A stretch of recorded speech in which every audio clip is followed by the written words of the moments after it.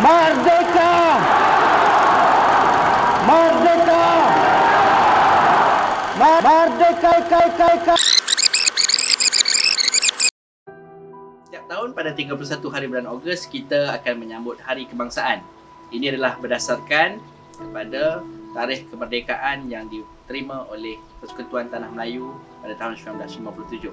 Beberapa tahun lalu kita dikejutkan dengan dakwaan daripada beberapa orang tokoh sejarah yang mengatakan bahawa Malaysia tidak pernah dijajah. Benarkah ini? Ini kerana Malaysia bukan sahaja terdiri daripada Persekutuan Tanah Melayu, tetapi ia juga terdiri daripada apa yang dikenali sebagai negeri-negeri selat pada waktu itu, iaitu negeri Pulau Pinang, negeri Melaka dan juga Singapura. Selain daripada itu, kita juga ada Sabah dan Sarawak yang memang ditadbir terus oleh British pada waktu itu. Jadi, ada sebahagian daripada negara kita memang berada di bawah jajahan takluk mahkota British pada waktu itu, dan sebahagian lagi berada di bawah sistem apa yang dipanggil sebagai sistem naungan. Oleh kerana sistem naungan inilah setengah tokoh sejarah pada waktu itu mengatakan bahawa Malaysia tidak pernah dijajah. Perkara ini pernah dibincangkan pada 1920-an dan juga 1930-an, di mana Roland Bradel, peguam British pada masa itu, mengatakan bahawa negara kita secara perundangannya tidak pernah dijajah, tetapi kita hanya menjadi negara yang dinaungi oleh British. Sekurang-kurangnya ada 3 kes yang pernah dibawa kepada perundangan British, iaitu kes kalau di Kelantan itu dipanggil kes tanah melibatkan Duff Syndicate. Kalau di Pahang itu melibatkan Pahang Consolidated, dan satu lagi kes seorang wanita Inggeris mengemukakan saman kepada seorang sultan di Tanah Melayu yang berjanji hendak mengahwininya, tetapi kemudian membatalkan perkahwinan mereka. Apa yang dijawab oleh peguam negara British pada masa itu ialah mereka ini tidak boleh didakwa di Mahkamah British kerana negeri-negeri Melayu pada waktu itu adalah berdaulat. Dalam kata yang lain, negeri-negeri Melayu pada waktu itu mempunyai perundangan mereka tersendiri. Di sinilah rumitnya sejarah, kerana apabila kita mengkaji tentang masa lalu, kan, seorang pengkaji sejarah hendak cuba membuktikan kebenaran pada masa lalu berdasarkan bukti-bukti yang ada. Tetapi kita tahu kan, dalam konteks penafsiran sejarah, banyak perkara-perkara pada masa lalu yang tidak dapat kita buktikan kerana dokumennya tidak ditemui, dokumennya ada di pelbagai tempat, dokumennya ada yang telah rosak dan telah terhapus.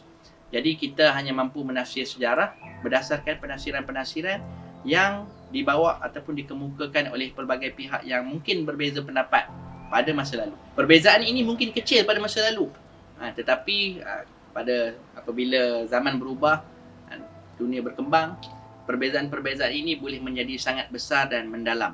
Ini macam kita main map dan kompas. Kalau perbezaan daripada titik mula itu hanyalah 1 darjah, jadi kalau kita hanya bergerak sekitar 10 langkah, jadi kita masih boleh nampak kawan kita yang di sebelah.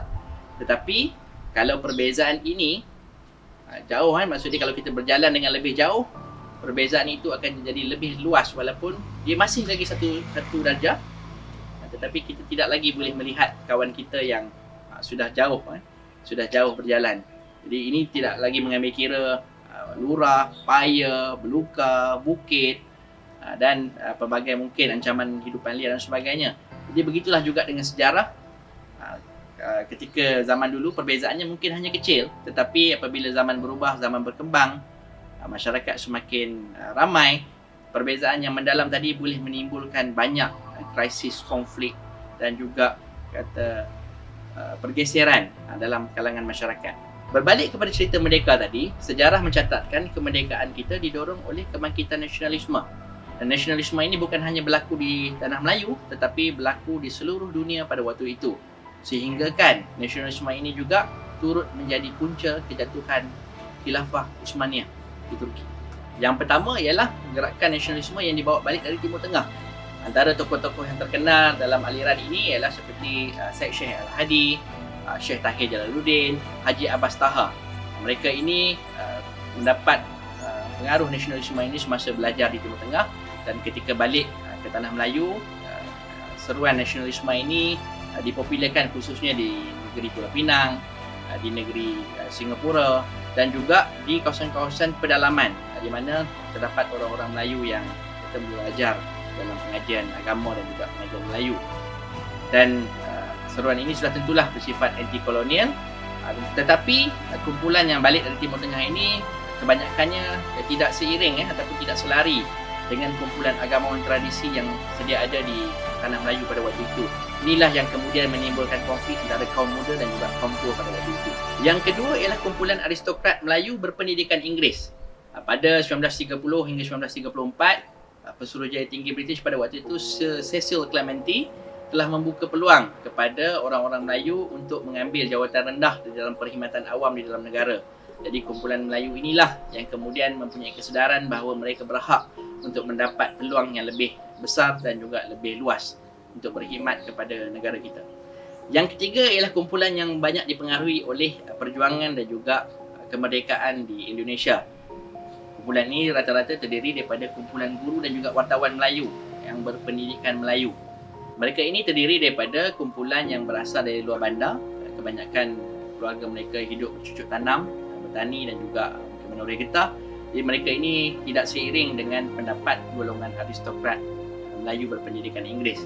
Mereka inilah yang kemudian membentuk beberapa gerakan yang terkenal pada waktu itu, seperti Kesatuan Melayu Muda, kemudian kita ada Kesatuan Rakyat Indonesia Semenanjung dan sebagainya. Daripada rekod sejarah, kita sebenarnya mungkin merdeka lebih awal, kerana sebelum Jepun menyerah kalah, mereka telah berunding dengan Soekarno dan juga Muhammad Hatta yang menjadi presiden dan juga timbalan presiden di Indonesia untuk memerdekakan tanah Melayu sekali bersama dengan kemerdekaan Indonesia pada 17 Ogos 1945. Ketika Soekarno dan juga Muhammad Hatta pulang dari bermesyuarat dengan Jepun di markas utama tentera Jepun di Vietnam ataupun di Saigon, mereka telah singgah di Taiping dan bertemu dengan dua tokoh utama gerakan pada waktu itu, iaitu Dr. Burhanuddin Al-Hilmi dan juga Ibrahim Yaakob di Taiping. Dalam pertemuan pada 12 Ogos 1945 itu, Dr. Burhanuddin Al-Hilmi dan juga Ibrahim Yaakob telah dimaklum oleh Soekarno dan Muhammad Hatta tentang keputusan yang telah mereka capai bersama dengan tentera Jepun pada waktu itu. Namun secara mengejut, Jepun telah menyerah kalah 2 hari kemudian, iaitu pada 14 Ogos 1945. Jadi ini menyebabkan usaha untuk memerdekakan tanah Melayu sekali dengan Indonesia pada waktu itu gagal. Bayangkan sekiranya kita merdeka bersekali dengan Indonesia pada waktu itu, sudah tentu sejarah pada hari ini akan berubah. Dan kita akan mendengar nama tokoh-tokoh yang lain, peristiwa-peristiwa penting yang lain berbanding apa yang kita dengar pada hari ini. Saya percaya perbezaan yang wujud pada masa lalu masih terus mengalir sehingga hari ini, dan ini sangat menarik untuk kita tekuni. Kata orang, sejarah ditulis oleh orang-orang yang menang. Kata saya, sejarah adalah beban yang ditinggalkan oleh generasi terdahulu kepada generasi baru untuk memikirkan jalan keluar penyelesaian masalah masyarakat berdasarkan prinsip-prinsip kemanusiaan, kebebasan dan juga keadilan. Semoga dengan itu, kita semua dapat hidup bersama secara aman dan makmur. Selamat Hari Kebangsaan.